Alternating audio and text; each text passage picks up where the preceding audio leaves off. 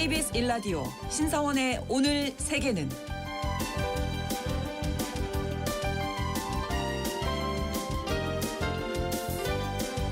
안녕하십니까. 아나운서 신성원입니다. 나카이치 사나이 일본 총리가 이끄는 자민당이 어제 치러진 조기 총선에서 압승했습니다. 자민당 단독으로 316석 역대 최대 의석수를 확보했는데요. 개헌 발의선인 전체 의석의 3분의 2, 310석을 상회하는 숫자입니다. 일본 최초 여성 총리라는 다카이치 총리의 상징성, 그리고 직설적인 화법, 또 전국을 누비면서 펼친 적극적인 유세가 압승의 원동력이 됐다는 평가가 나오고 있는데요. 이른바 사나카스 열풍이라고 불릴 정도로 젊은 세대의 표심까지 크게 움직였다는 분석입니다. 이제 다카이치 정부가 어떤 행보를 보일지에 관심이 쏠리고 있는데요. 일본 총선 결과가 앞으로 일본 경제, 또 평화헌법 개정 논의, 또 한일 관계에 미칠 영향까지 잠시 후 글로벌 이슈에서 자세히 짚어보도록 하겠습니다.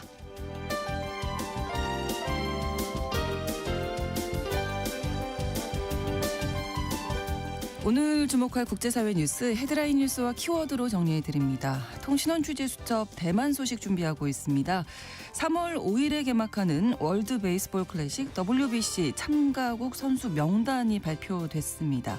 이 대만 대표팀 선수 가운데 우리나라 한화 구단에서 뛰고 있는 왕옌청 선수가 최종 명단에서 제외되는데요. 현지 언론이 그 이유를 한화 구단의 규정 때문이라고 보도했다고 하네요. 자세한 내용 통신원 연결해서 알아보도록 하겠습니다. 2월 9일 월요일 KBS 1라디오 신성원의 오늘 세계는 시작합니다.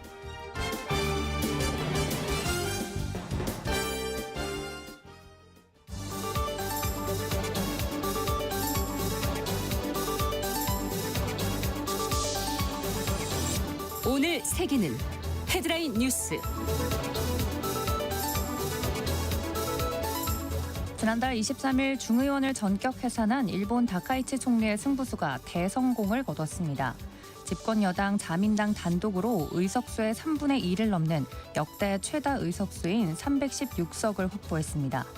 열린여당인 일본 유신회가 거머쥔 36석까지 합치면 여당의 의석수는 352석으로 전체의 75%에 달합니다. 중의원 의석수를 3분의 2 이상 확보한 만큼 다카이치 총리의 경제, 외교, 안보 정책이 큰 힘을 받을 것으로 보입니다.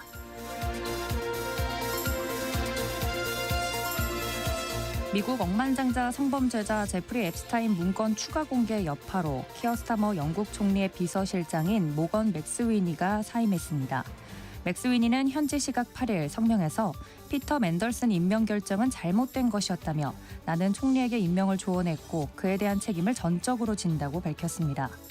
피터 맨덜슨 전 산업장관은 최근 미 법무부가 추가 공개한 앱스타인 파일에서 앱스타인으로부터 거액 수령, 정부 내부 정보 유출 등 부정행위를 저질렀다는 의혹이 제기돼 경찰 수사를 받고 있습니다. 스타머 총리는 앱스타인과 친분을 알면서도 맨덜슨을 주미대사로 임명했다는 비판을 받아왔습니다.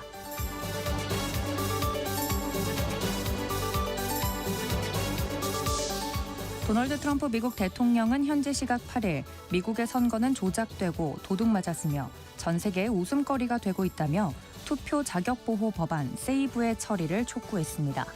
세이브 법안은 모든 주에서 유권자가 투표 등록 때 미국 시민권 증명을 제시하고 투표 때도 신분증을 내야 하며 질병, 장애, 군복무, 여행 등 예외적 경우가 아니면 우편 투표를 금지하는 내용을 골자로 하고 있습니다. 공화당이 추진하는 이 법안은 지난해 하원을 통과했으며 불법 이민자는 투표권이 없는 데다 상당수의 시민이 시민권 증빙 서류를 갖추고 있지 못해 민주당 지지층의 투표율을 낮출 것이란 분석이 나오고 있습니다.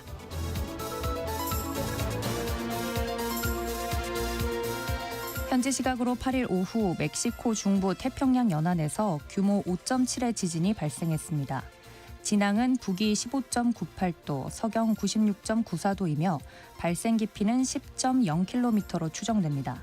수도 멕시코시티에서는 남쪽으로 440km가량 떨어져 있는 위치지만 멕시코시티를 비롯해 중서부에서도 흔들림이 감지됐습니다. 정부 당국과 각 지방자치단체는 경보를 발령하고 주민들에게 안전한 곳으로 이동하라고 알렸습니다.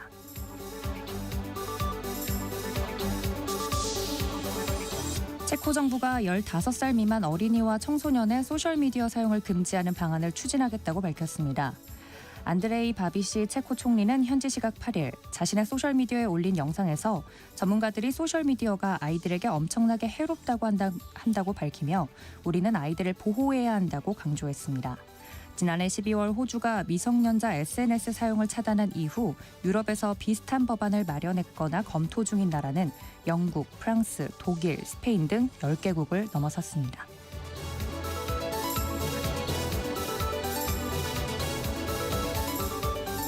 오늘의 헤드라인 뉴스 외신캐스터 도지은 씨가 전해주셨습니다.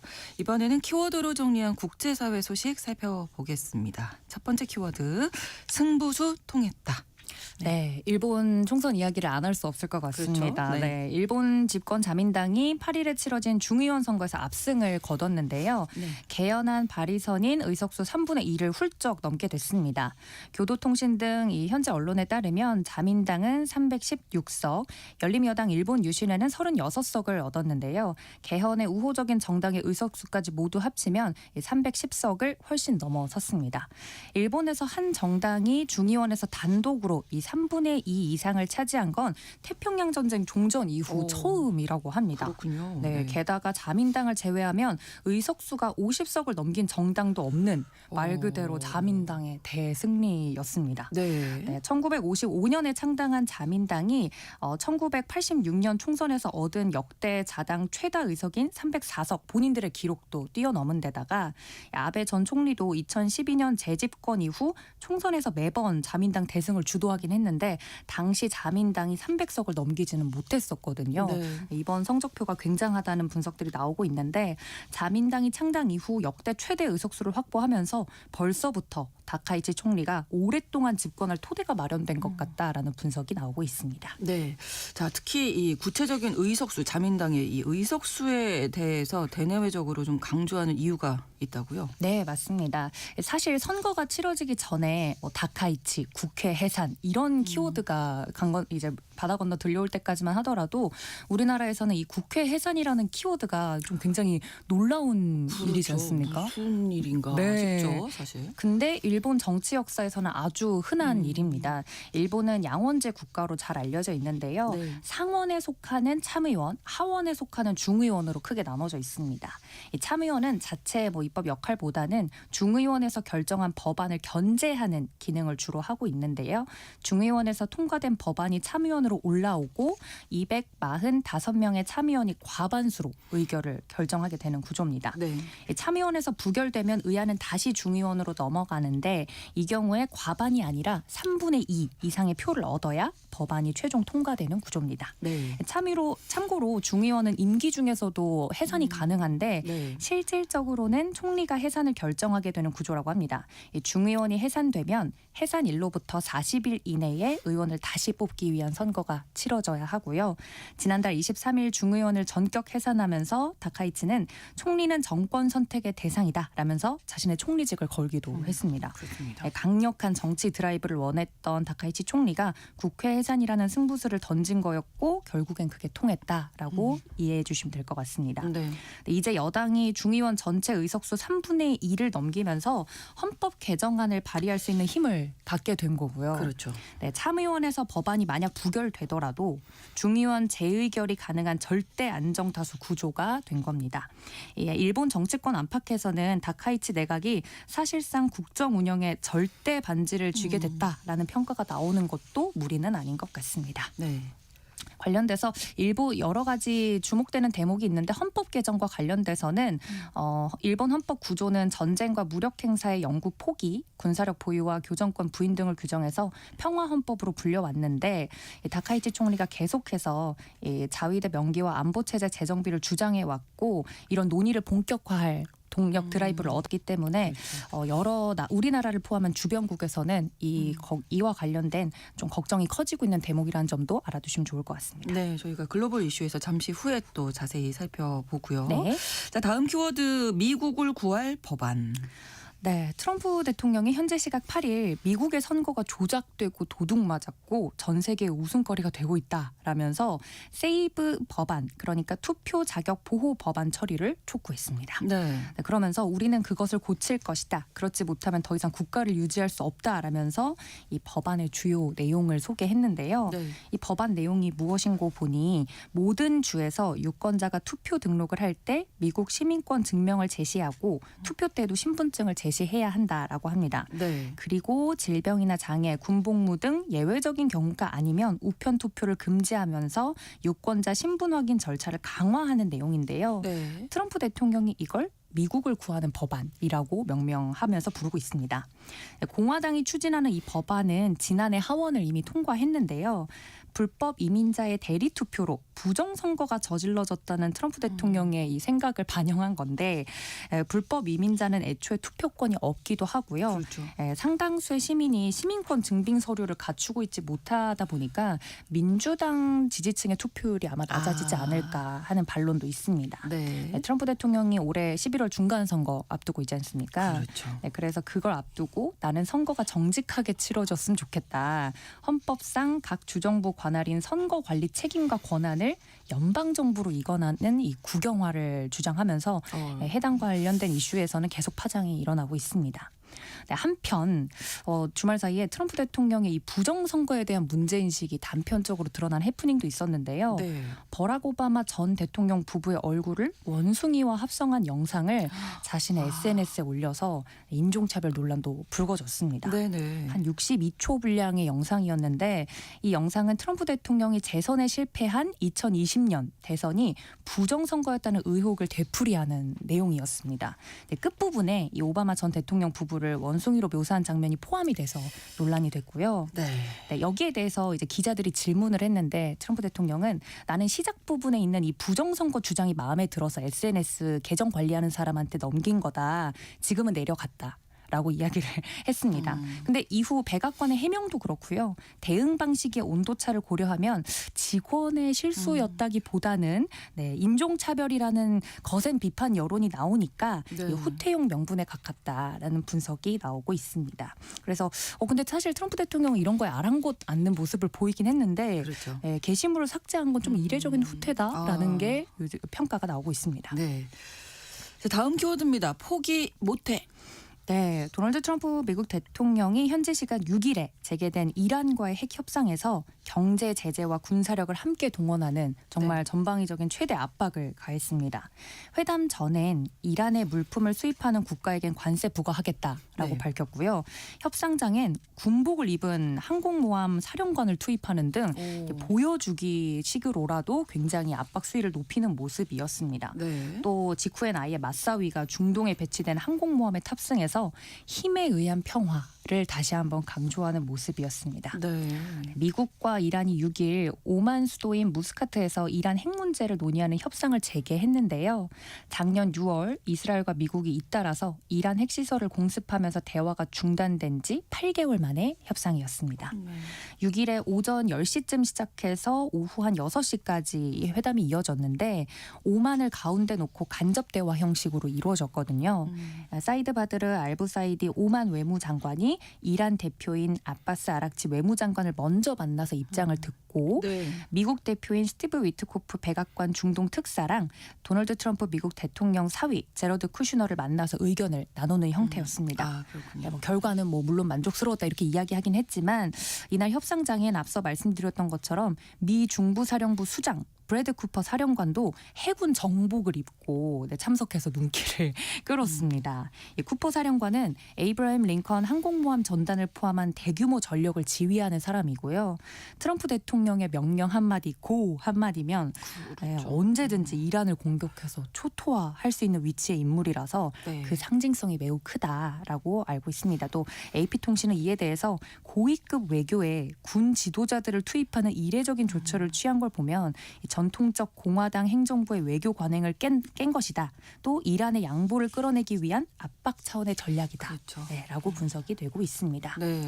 그래서 이번 회담의 최대 쟁점은 이란의 이란의 우라늄 농축 활동이었는데요.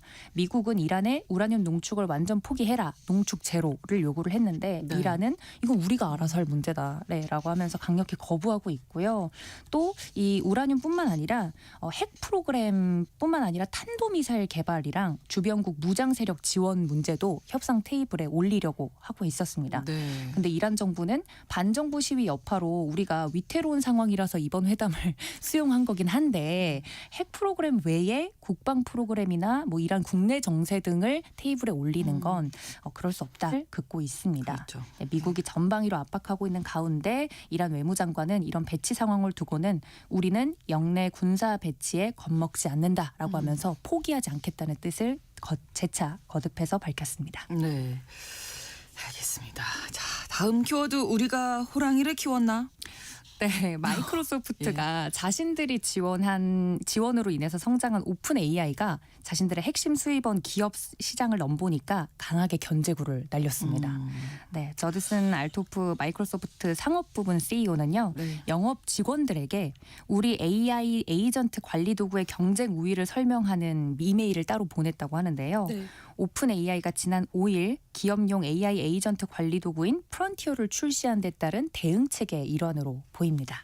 네, 둘 사이를 좀 역사를 거슬러 보면 마이크로소프트는 오픈 AI의 챗 GPT가 발표되기 3년 전인 2019년에 네. 오픈 AI가 돈이 없었거든요. 네, 그럴 때 10억 달러를 지원해준 초기 투자사였습니다. 네, 이후에도 두 차례 추가 투자를 통해서 100억 달러 이상을 보탠 적이 있었어요. 네. 근데 이 둘 사이의 관계가 지난해부터 조금씩 소원해졌습니다. 오픈 AI는 기업 지배구조 개편을 통해서 영리를 추구할 수 있는 공익법인으로 전환을 하면서 마이크로소프트의 클라우드를 우선 사용하기로 했던 조항을 없애는 등 마이크로소프트 의존도를 매우 줄였고요. 네. 네, 실제로 이후 아마존 웹 서비스 등과 협력하는 등 좀 조치를 하다 보니까 마이크로소프트 측도 지난해 오픈 AI의 경쟁사 엔스로픽의 AI 모델을 자사 클라우드 서비스에 도입하는 모습을 보였습니다. 예, 알토프 CEO는 이번 메일에서 오픈 AI를 존중받을 만한 경쟁사긴 하다라고 지칭을 하면서도 네. 본인들의 영업 직원들에게는 현장에서 우리 마이크로소프트가 가진 플랫폼 경쟁력을 강조할 걸 요구를 했습니다. 네. 오픈 AI는 마이크로소프트가 가진 플랫폼 역량을 아직 입증하지 못했고 클라우드 서비스와 같은 자체 인프라가 구축되지 않은 상태라는 점을 적극적으로 활용해서 우리 걸 영업을 해라라고 알려준 것 같습니다. 네. 네, 특히 이제 자사의 애저 클라우드 서비스 이용하면 오픈 AI는 물론이고요. 엔스로픽이나 미스트랄, XAI 등 다양한 AI 에이전트를 통합 관리할 수 있어서 더 합리적인 선택지다라는 점을 강조했습니다. 네. 네, 그러면서 최근 AI 에이전트가 기업용 소프트웨어를 대체할 수 있다는 우려가 커지면서 글로벌 증시가 크게 흔들리기도 했는데 네. 오픈 AI한테 견제구를 던진 마이크로소프트 이슈도 같은 맥락에서 좀 볼 수 있지 않을까 싶습니다. 네, 지원을 해줬는데 네. 점점 커져서 우리를 경쟁하고 있구나. 맞습니다. 이러니까 좀 위협을 느꼈나 봐요. 네. 자, 다음 키워드 투더문. 네. 화성에 가고 싶은 남자 일론 머스크 이야기인데요. 네, 일론 머스크 CEO의 우주 기업이죠. 스페이스X가 올해로 예정됐던 화성 탐사 계획을 잠정 연기하기로 했습니다. 네. 대신 미국의 항공우주국 나사가 추진 중인 이 달 탐사에 모든 역량을 집중하겠다라고 밝혔는데요. 네. 월스트리트 저널 등에 따르면 스페이스X는 최근 투자자들에게 달에 가는 것을 최우선으로 삼고 화성 여행은 나중에 시도하겠다라고 밝혔습니다. 또 내년 3월까지 대형 우주선 스타쉽에 사람을 태우지 않은 상태로 달 표면에 착륙시키겠다는 구체적인 목표도 세웠다고 하는데요. 네. 네, 앞서서 머스크는 다른 방해물일 뿐이고 나는 곧바로 화성으로 가겠다라고 밝힌 적이 있어서 이번 결정이 좀 의아한 생각이 그러네요. 드는 것도 사실입니다. 네. 네, 지난해 도널드 트럼프 미국 대통령에게는 당신의 임기 내에 화성에 인류를 보내서 최초의 대통령이라는 유산을 남기게 해주겠다라면서 로비를 벌이기도 했었는데 트럼프 대통령이 딱 좋아할 멘트를 그러니까요. 최초. 네. 네. 근데 그렇죠. 결국에는 현실적인 아직은. 네. 기술적인 난관도 있는 것 같고요. 또 무엇보다 이 나사의 압박에 계획을 수정한 것 같습니다. 네네. 네, 특히 이런 전략 변화가 스페이스X가 머스크의 인공지능 스타트업인 XAI를 인수하면서 우주 사업의 판을 키우는 시점에서 이루어져서 또 주목을 받고 있는데요.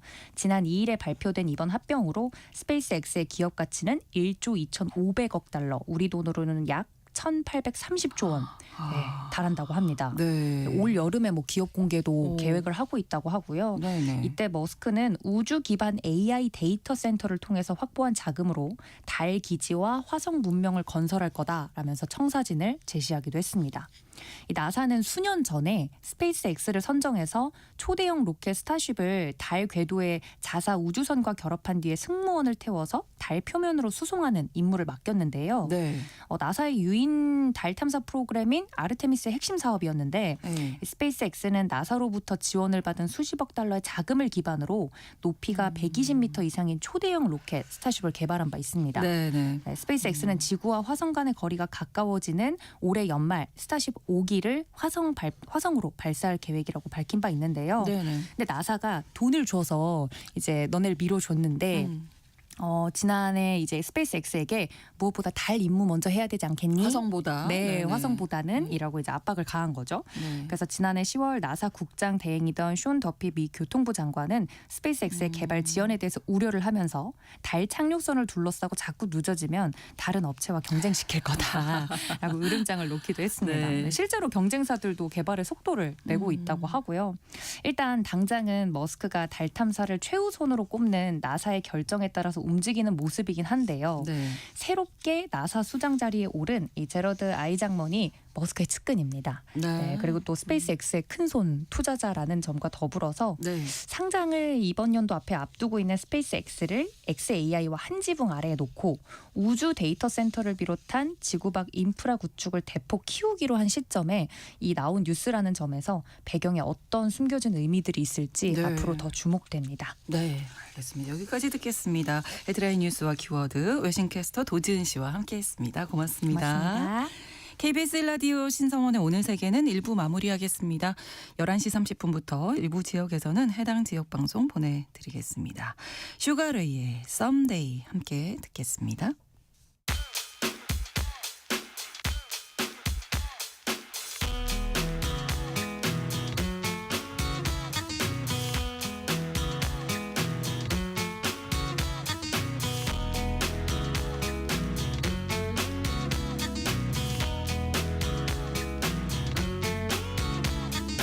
Someday, when my life has passed me by, I'll lay around and wonder why you were always there for me. One way, in the eyes of a passerby, I'll look around for another try and fade away. Just close your eyes and I'll take you there. This place is warm without a care. We'll take a swim in the deepest sea.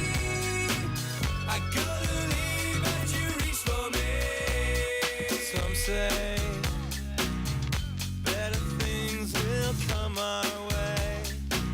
No matter what they try to say, you were always there for me.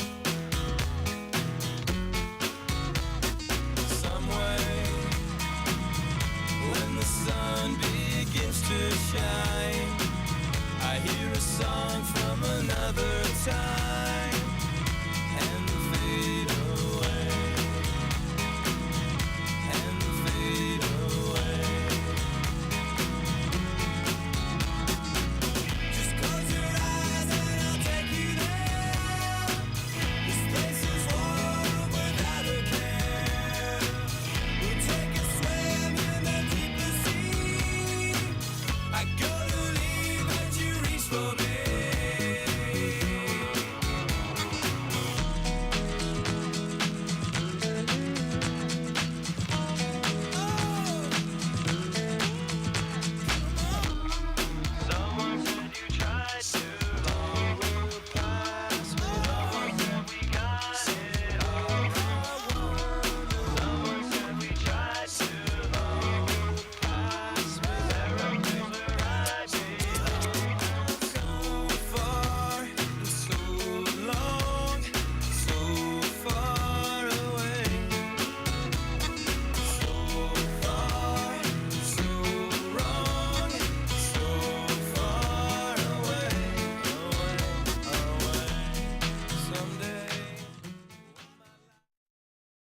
지금 시각은 11시 30분입니다.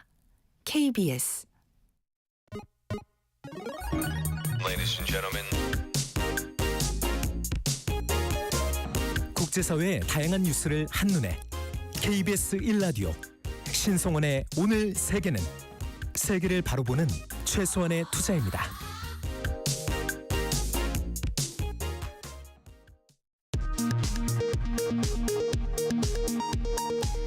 이 시각 라디오 정보센터 뉴스입니다. 더불어민주당 정청래 대표는 당이 2차 특검 후보자로 김성태 전 쌍방울 회장의 변호인이었던 전준철 변호사를 추천했던 데에 대해 대통령께 누를 끼쳐드린 점에 대해서 대단히 죄송하다고 직접 사과했습니다. 이성윤 최고위원은 특검 추천 과정에서 좀 더 세밀히 살피지 못해 유감이지만 전 변호사는 윤석열 정권에서 탄압받은 검사였다며 음모론이 안타깝다고 밝혔습니다. 국민의힘은 친한계 김종혁 전 최고위원이 당에서 제명됐습니다. 국민의힘은 김종혁 경기 고양병 당협위원장에 대한 중앙윤리위 징계안이 최고위 보고사항으로 마무리돼 제명된 것이라고 밝혔습니다. 송원석 원내대표는 대통령께 불리하게 증언한 사람을 변호한 것이 공직 결격 사유인지 궁금하다고 밝혔습니다.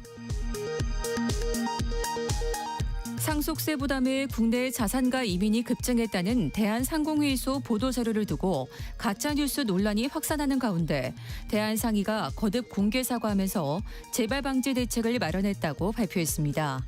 김정관 산업부 장관은 오늘 6개 경제단체와 긴급 점검회의를 갖고 가짜뉴스는 민주주의와 시장 질서를 동시에 훼손하는 공공의 적이라고 질타했습니다. 국회는 오늘부터 사흘간 대정부 질문을 진행합니다. 오늘은 정치, 외교, 통일, 안보 분야에서 김민석 국무총리와 각 부처 장관 등을 상대로 여야 의원들이 질의에 나섭니다. 김건희 씨가 관련 의혹으로 재판에 넘겨진 김상민 전 부장검사와 김예성 씨에 대한 법원의 1심 선고가 오늘 나옵니다. 가상자산 거래소 빗썸이 60조 원이 넘는 비트코인을 오지급했다가 회수하지 못한 125억 원어치 가운데 약 30억 원은 이미 현금화된 것으로 확인됐습니다. 빗썸은 법률 검토 등을 거쳐 회수 방안을 강구할 방침입니다. 지금까지 라디오 정보센터 뉴스 정원나였습니다.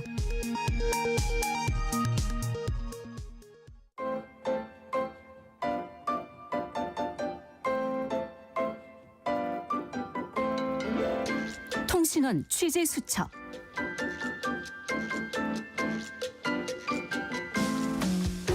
통신원 취재 수첩 오늘은 대만 타이베이로 가보겠습니다. 홍유선 통신원 연결돼 있습니다. 안녕하세요.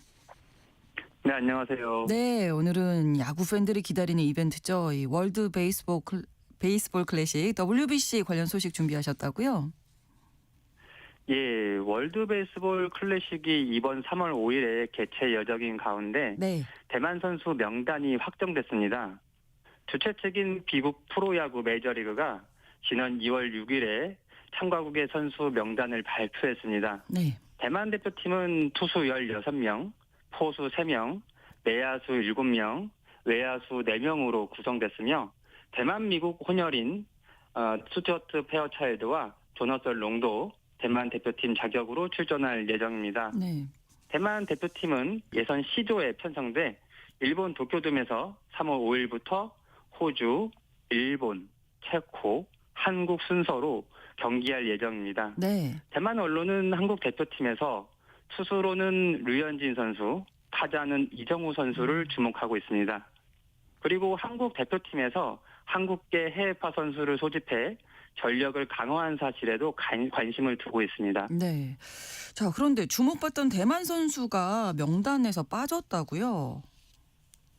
예, 그렇습니다. 한국 하나 구단에서 활동 중인 대만의 왕옌청 선수가 이번 명단에서 빠지는 바람에 대만 언론에서는 당혹감을 감추지 못하고 있습니다. 네. 왕옌청 선수는 시속 150km의 빠른 공을 던지는 왼손 투수로 대만 대표팀의 주요 전력이었습니다. 그러네요. 네. 지난 1월 15일부터 시작된 대만 대표팀 합동훈련에도 참가해서 당연히 최종 명단에 왕 선수 이름이 들어있을 것으로 예상했는데요. 네. 그러나 예상과는 달리 이번 최종 명단에서 빠지는 바람에 ETtoday 같은 대만 일부 언론에서는 한화 구단에서 왕 선수의 투구수를 엄격하게 제한하는 바람에 그가 WBC에 참가하지 못한 것이라는 가능성을 내비치기도 했습니다. 네, 이렇게 되면 이제 왠지 좀 우리나라 한국을 좀 탓하는 느낌이 들기도 하는데요. 예, 이번 WBC에서 대만이 한국과 맞붙는 상황인데 네. 한화 구단의 규정 때문에 대만의 주요 전력에 타격을 입었다는 뉘앙스인데요. 대만 대표팀의 WBC 성적이 기대에 미치지 못할 경우 그 이유를 한국 탓으로 돌리는 것은 아닌지 우려되는 부분입니다. 네. 하지만 다행히 요즘 대만에서는 다양한 언론이 여러 관점을 신속하게 전달하고 있습니다. 지난 2월 6일에 한화 구단의 규정을 원인으로 추측한 대만 기사가 난 후 네. 다음 날인 2월 7일에 스포츠조선을 비롯한 한국 언론에서는 한화 구단이 왕 선수의 의견을 존중했으며 오히려 대만 대표팀의 내부 사정으로 왕 선수가 탈락된 것 같다는 해석을 내놓았죠. 그리고 민스뉴스와 같은 대만 언론에서는 네. 바로 이 한국 기사 내용을 인용하여 대중에 알렸습니다. 이처럼 초기에는 다소 반항 감정으로 번질 오해 소지가 있었지만 한국 언론의 즉각적인 대응과 이것을 인용한 대만 언론 덕분에 네. 갈등이 크게 번지지는 않을 것 같습니다. 네, 다행입니다. 뭐 예선부터 어쨌든 대만과 우리나라가 이제 맞붙게 됐는데 대만 야구 수준 높은 것으로 알고 있거든요. 어떻습니까? 예, 원래 한국과 대만의 전적을 보면 26승 17패로 한국이 우세한데요. 네네. 하지만 2018년 이후부터 현재까지 대만이 4승 2패로 승리하는 횟수가 많아지고 있습니다. 네. 게다가 세계야구 소프트볼 연맹에서 발표한 2025년 대만 야구 세계 순위는 일본에 이어 2위로 그렇군요. 3위를 기록한 미국과 오. 4위인 한국보다도 높습니다. 네. 특히 2024년 세계 야구 소프트볼 연맹 프리미어 12 결승전에서 대만은 일본의 4대 0으로 완승하며 국제대회에서 첫 우승을 차지하기도 했죠. 세계 야구 소프트볼 연맹 기록을 보면 네. 대만 남자 야구의 세계 순위는 2012년부터 2019년 동안 평균 세계 4위를 기록했습니다. 그런데 2020년부터 2025년까지 2023년 한 번을 제외하고는 모두 2위를 차지했습니다. 아, 그러니까 최근 몇 년 사이에 아주 실력이 상승한 건데 대만 야구가 강세를 보이는 어떤 특별한 이유가 있을까요? 예, 원래 대만은 여러 대학이나 공원에서도 야구장을 쉽게 볼 수 있을 정도로 야구가 이미 생활체육으로 자리 잡고 있었고 네. 선수층도 두터운데요. 그래도 그간 국제 경기에서 열강에 패배할 때마다 낙후된 시설, 고전적인 훈련 방식, 선수들에 대한 박한 대우가 문제점으로 지적받아왔습니다. 네. 하지만 이러한 문제점이 개선되면서 대만의 야구 수준도 향상된 것으로 보입니다. 특히 선수들의 보수 인상이 주요 원인으로 보이는데요. 현재 대만 구단에서 활동하는 선수 중에 한화로 약 4,600만 원에 해당하는 대만 달러 100만 위안 이상을 월급으로 받는 선수가 5명이고요. 네. 대만 달러 50만 위안에서 100만 위안 사이의 월급을 받는 20대 젊은 선수들도 많아졌습니다. 이 때문에 국내뿐 아니라 해외 선수들도 대만의 구단에 소속하여 대만 선수들에게 해외 스타일의 야구를 자주 경험할 수 있는 기회를 주고요. 네. 해외 정보 수집과 국제 경기 횟수를 늘려 해외 팀에 대한 대비를 강화한 점도 주요 원인으로 손꼽히고 있습니다. 결국 설비와 선수 대우 개선이 다양한 우수 인재 영입으로 이어지고 이로 인한 다양한 경험을 할 수 있는 환경이 대만 야구 발전의 주요 원인으로 볼 수 있겠습니다. 네, 야구에 대해서 투자를 늘린 점이 주요했던 것 같습니다. 아무튼 뭐 대만과 한국 또 재미있는 경기 펼쳤으면 좋겠네요. 오늘 소식 고맙습니다. 예, 감사합니다. 대만 타이베이에서 홍유선 통신원이었습니다.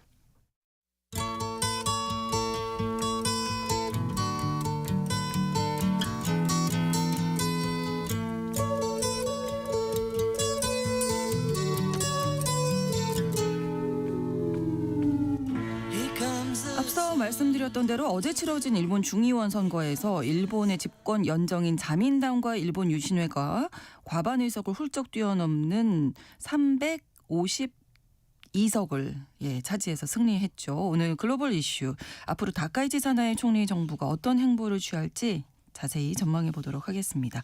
오혜리 국제전문기자와 함께하겠습니다. 어서 오십시오. 네, 안녕하세요. 정말 예상을 뛰어넘는 대승이다, 네. 이렇게 볼 수 있을 것 같아요. 지난해 10월에 다카이치가 총리로 취임할 때만 해도 우리나라에서는 뭐 극우 성향의 정치인 정도로만 알려졌고 맞아요. 사실 좀 낯설었잖아요.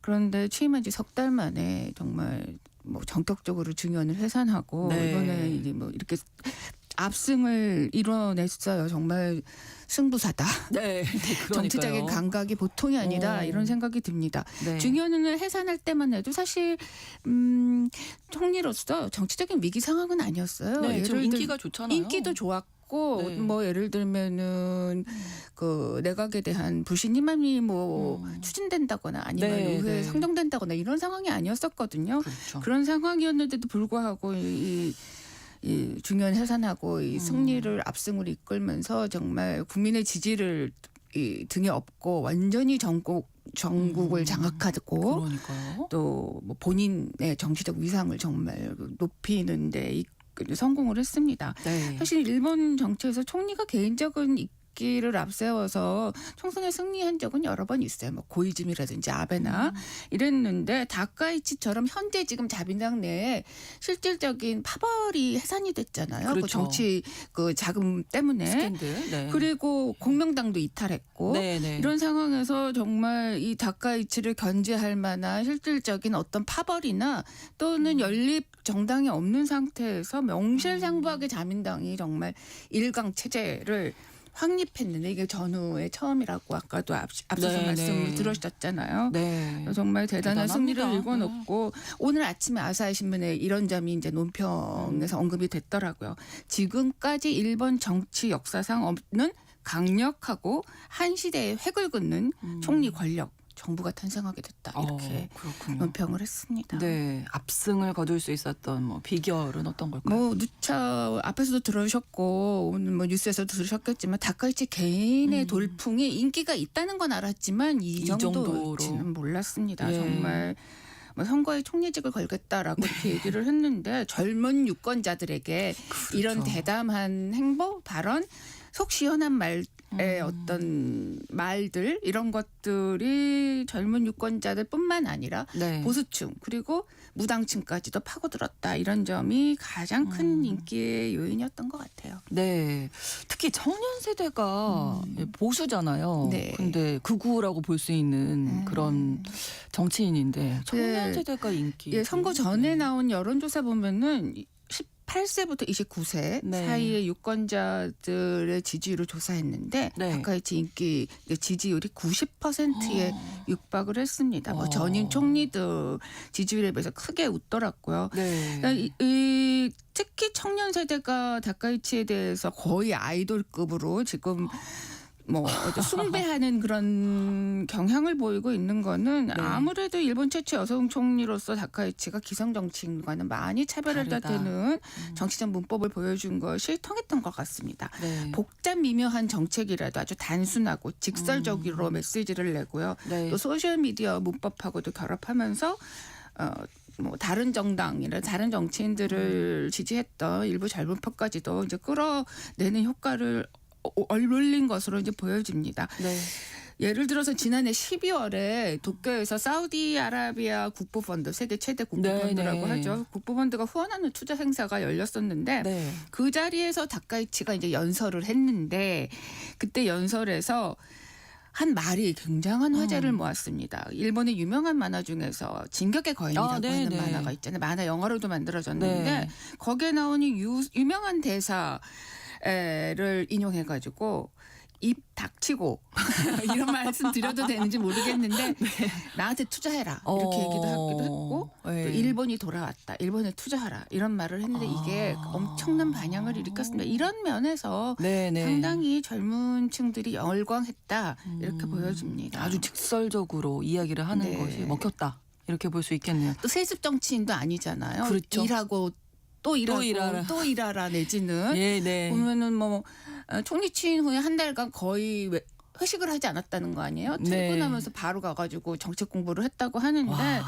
이런 것들이 어떤 청년 시대들의 어떤 상대적 박탈감 이런 것들을 많이 느끼고 있다고 하는데 이런데 네. 또 표심 잡는 데 영향을 분명히 준 것 같아요. 네. 또 그밖에 어떤 요인들 생각해 볼 수 있을까요? 아무래도 이제 고물가 대책에 대한 그 기대감이 가장 큰 것 같습니다. 소비세 인하, 그다음에 적극 재정을 하겠다고 굉장히 강조를 했는데 네. 오늘 아침에 일본 언론들이 보도한 걸 보면은 이제 투표를 마친 유권자들을 대상으로 네. 누구를 뽑았느냐, 어느 당을 지지했느냐를 인터뷰를 했습니다. 네. 근데 많은 응답자가 연금생활자 본인이 연금생활자인데 물가가 높아서 굉장히 생활하기가 어렵다.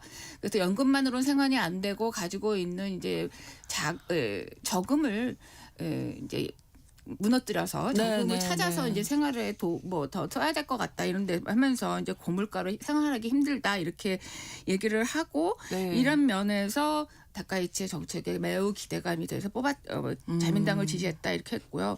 또 한 가지는 이제 대중국 강경 정책, 또 외국인 그렇죠. 이민지에 대한 규제 강화도 지금 매우 중요하게 다카이치와 자민당이 이번에 이제 공약으로 내걸었는데 이런 보수적인 외교, 사회 정책에 표심을 잡는데 많은 기여를 한 것 같습니다. 네. 뭐 유권자들이 어떤 얘기들을 많이 했냐면 그 이전에 자민당 정권에서도 중국에 대해서 너무 일반적인 일본의 여론과는 좀 상반되게 매우 유약한 모습 보였다. 특히 21세기로가 일본인보다는 중국을 더 생각하는 것 같더라. 이런 얘기를 한 사람도 있었고 네, 네. 또 강한 일본 우선적인 그런 정책에 굉장히 공감했다. 이렇게 답한 유권자들이 많았습니다. 네.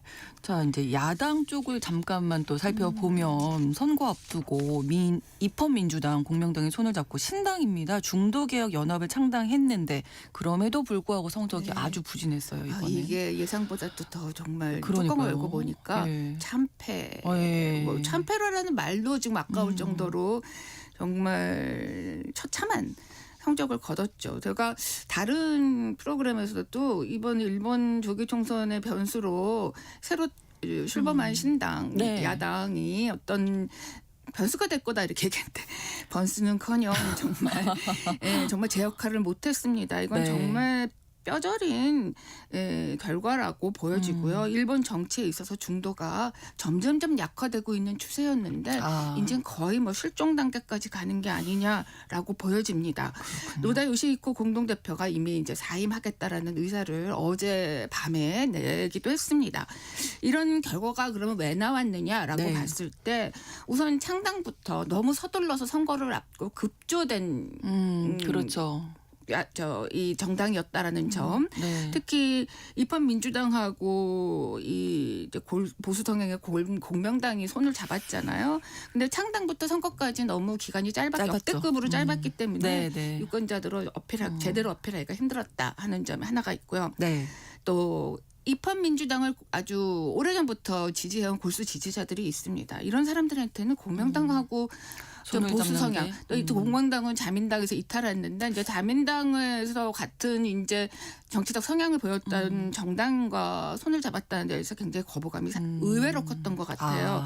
그래서 이런 점에서 이제 기존의 이 지지층들도 이탈했다라고 보여집니다. 실제로 중도개혁 연합이 내놓은 공약을 보면은 그 기존의 입헌민주당의 공약에서 180도 바뀐 부분들이 있어요. 예를 들면 원전 제로 정책을 이제 거의 폐기했고 네. 또 집단적 자율권 합법 인정에 대해서 이제 유화적인 모습을 보여줬는데 굉장히 보수화된 성격을 보여줬잖아요. 이런 거는 지금 자민 유신회의 집권 연정과 큰 차별화가 없잖아요. 그래서 이미 가지고 있었던 집도 기도 놓쳤다라고 보여집니다. 그렇군요. 네. 자, 이렇게 되면 이제는 이제 뭐 개헌 논의에 속도가 붙을 것으로 보이는데 네. 이 부분은 어떻게 보십니까? 개헌에 관련해서는 앞에서 키워드에서 들으셨지만 뭐 정치적 파장이 이제 클 것으로 보여집니다. 이제 네. 단순히 정권 재창출을 넘어서 네. 이제 전후 체제를 대표했던 일본 헌법, 평화헌법 개정 논의가 이제 전면적으로 이후에 이제 부상하게 될 것으로 보입니다. 네. 이 평화헌법 뭐 여러 가지 전쟁과 무력행사 영구 포기 뭐 이런 것들이 조항을 담고 있는데 네.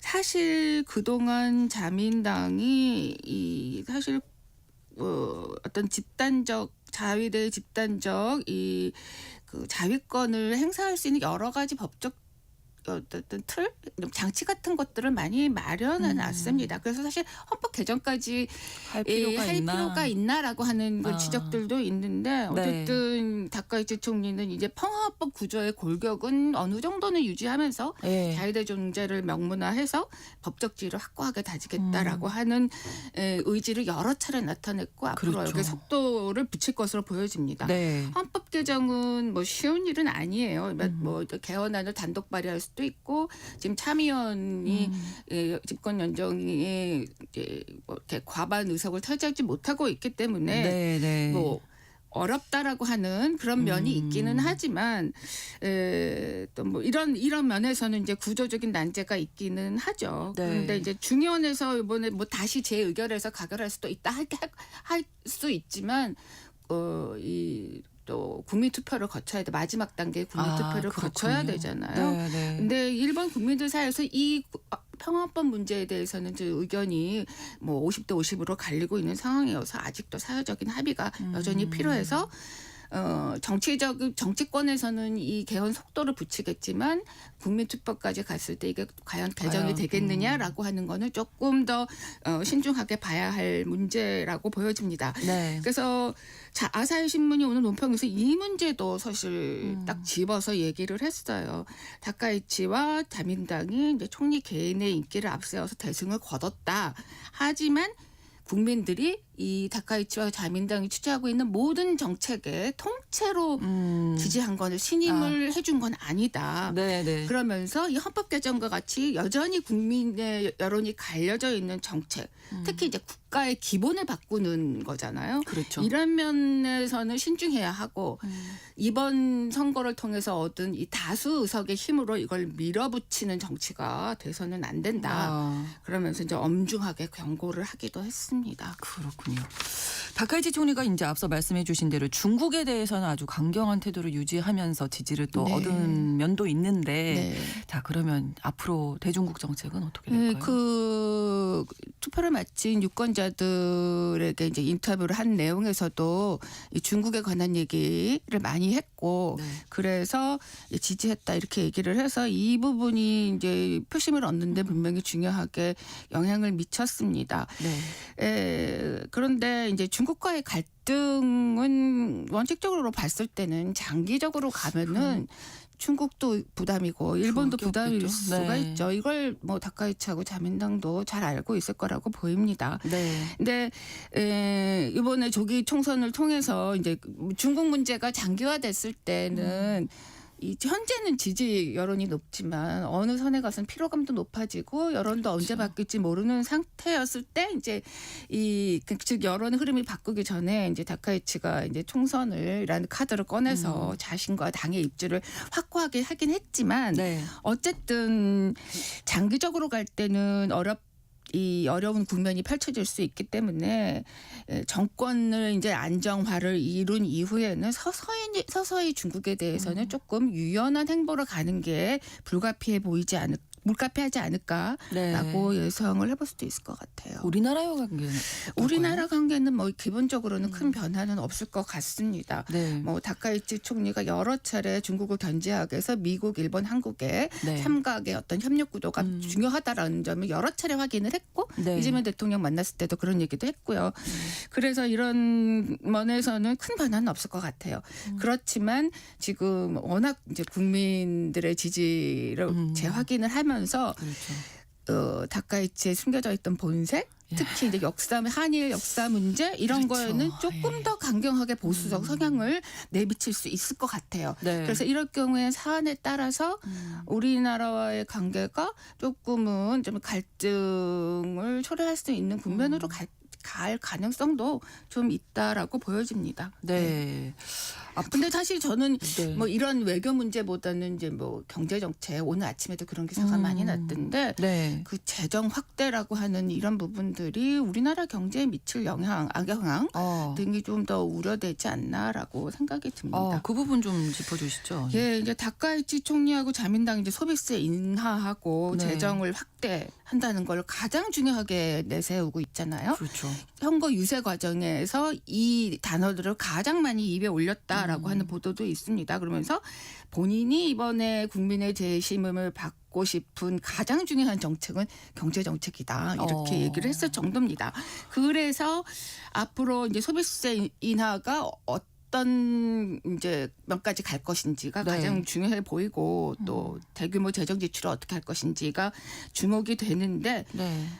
문제는 재정을 어떻게 확보하느냐입니다. 그렇죠. 이제 소비세 인하로는 이제 재정에 구멍이 생기잖아요. 그래서 이것도 메꿔야 되고 또 이미 아시겠지만 국방비를 엄청나게 늘리기로 이미 약속을 했기 때문에 재원을 더 마련해야 되는데 이렇게 되면 국채 발행이 불가피해집니다. 네. 그렇게 되면 채권 가치는 떨어지고 금리는 금리가 오르겠죠. 오르죠. 채권 금리. 이렇게 되면은 낮은 금리로의 엔화를 빌려가지고 높은 금리의 그 달러화를 투자했던 투자자들이 이제 어떤 이 엔화를 매각해서 네. 뭐 달러화를 사려는 이런 소위 그 엔캐리 트레이드의 움직임을 본격적으로 보일 것 같아요. 이미 오늘 새벽에 호주 시장이 가장 아시아 지역에서 먼저 열렸는데 네. 벌써 엔화를 팔려는 움직임들이 그렇군요. 나타났습니다. 네. 그리고 또 지금 일본 환시장에서도 그렇고 우리나라에서도 그렇고 지금 엔달러 환율이 지금 가치가 굉장히 지금 떨어져서 2주내 최저치를 보이고 있는데 네. 오늘 아침에 일본 재무상이 미국의 그 재무장관하고 전화 통화를 해서 이 환시장이 굉장히 우려되기 때문에 주목하고 네. 있고 협력하겠다 이렇게 하는 거 보니까 이런 경제 것들이 정책을 예, 우리나라 경제에 네. 미칠 영향도 좀 대비를 해야 되지 않을까라는 생각이 듭니다. 알겠습니다. 글로벌 이슈 오혜리 국제 전문 기자와 함께했습니다. 고맙습니다. 신성원의 오늘 세계는 내일 다시 뵙겠습니다. 고맙습니다.